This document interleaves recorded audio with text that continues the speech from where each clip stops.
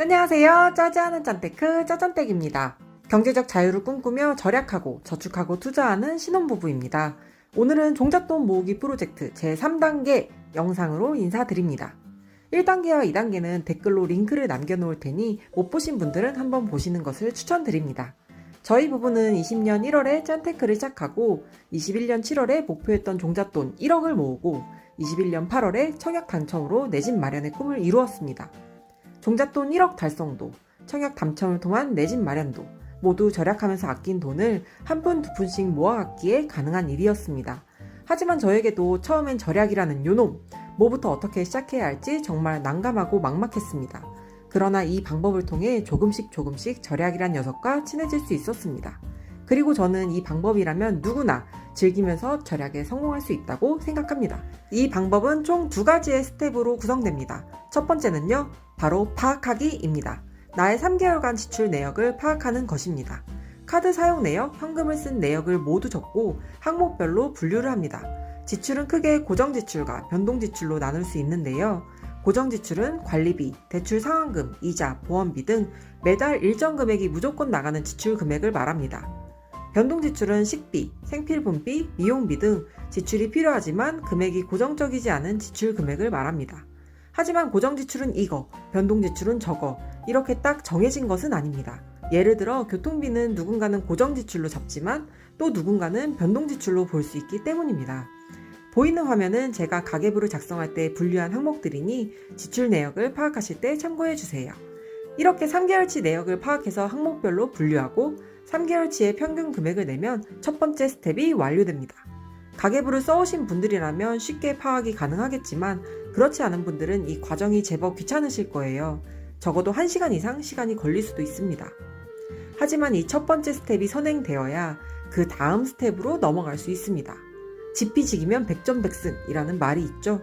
적을 알고 나를 알면 100번 싸워도 100번을 이길 수 있습니다. 내가 어느 항목에 얼마나 썼는지를 파악하는 것부터가 절약의 시작이라고 할 수 있습니다.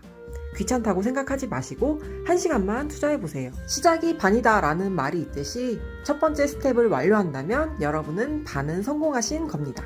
다음으로 두 번째 스텝은요, 줄여가기입니다. 스텝 1으로 몸을 풀었다면 스텝 2에서는 본격적인 절약을 시작할 수 있는데요. 여기서 핵심 포인트는 줄이기가 아닌 줄여가기입니다.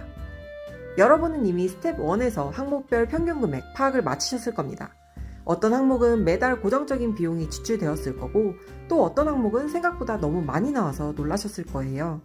자, 이제 여기서 먹잇감을 골라보는 겁니다. 여러분께서 가장 먼저 잡수실 종목은 고정적인 비용? 아닙니다. 생각보다 많이 나온 항목? 아닙니다. 바로 만만한 항목입니다. 이 항목은 내가 당장 노력만 한다면 바로 줄여볼 수 있겠는데 하는 항목들인 거죠. 저는 그 항목이 바로 식비였습니다.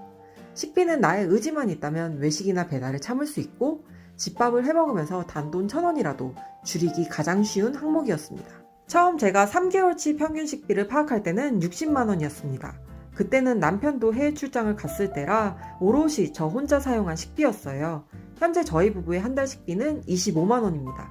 물론 25만 원을 오버할 때도 많지만 최대한 정해진 식비를 지키려고 노력합니다. 그렇다면 제가 60만 원에서 25만 원으로 한 번에 바로 줄였을까요? 절대 그렇지 않습니다. 저는 줄이기가 아니라 줄여가기로 절약을 시작했습니다. 60만 원에서 50만 원으로 40만 원, 30만 원, 25만 원까지 이렇게 6개월에 걸쳐서 식비를 조금씩 줄여왔고 줄여진 식비에 내가 적응이 되었을 때 다른 항목들로 넘어가서 줄여가고 또 적응되면 다른 항목으로 넘어가서 줄여가기를 반복했습니다. 운동을 할 때도 한 번에 10kg를 뛸 거야 하면 금방 지치고 포기하게 되기 마련입니다. 하지만 최종 목표인 10kg를 뛰기 위해서 이번 주는 1kg를 뛰어서 내 몸을 적응시키고 그 다음은 2kg를 뛰어서 적응시키고 그 다음으로 3kg, 5kg 이런 식으로 조금씩 늘려나가면 어느새 내 몸은 10kg를 거뜬히 뛸 수 있는 강인한 체력으로 중무장되어 있을 거예요. 절약도 마찬가지입니다. 한 번에 절반을 줄여야지 하며 무리하게 도전하면 금방 지칠 수 있습니다. 장거리 마라톤이라 생각하시고 조금씩 줄여가기를 통해 절약한다면 성취감도 배로 얻고 자신감은 더 배로 얻고 더 나아가 여러분께서 처음 정한 목표를 반드시 달성할 수 있을 거예요. 마지막으로 여러분께 드리고 싶은 말씀은 절대 다른 사람들의 지출 금액과 나의 지출 금액을 비교하지 마세요. 참고는 하되 절대 비교는 하지 마세요. 사람마다 생활 패턴은 다르고 그에 따른 지출 금액도 다릅니다. 똑같은 3인 가족이어도 맞벌이냐 외벌이냐, 자녀가 있거나 없거나에 따라 소비 패턴도 확연히 다를 거예요. 유튜브나 블로그를 보면 가계부 언박싱 하는 분들이 많습니다.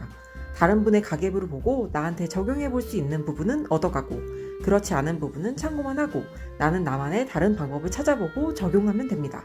중요한 건 다른 사람보다 내가 얼마나 더 지출하고 있는지가 아닌 과거의 나보다 현재의 내가 얼마나 더 아끼고 있는지, 얼마나 더 절약과 친해지고 있는지이기 때문입니다.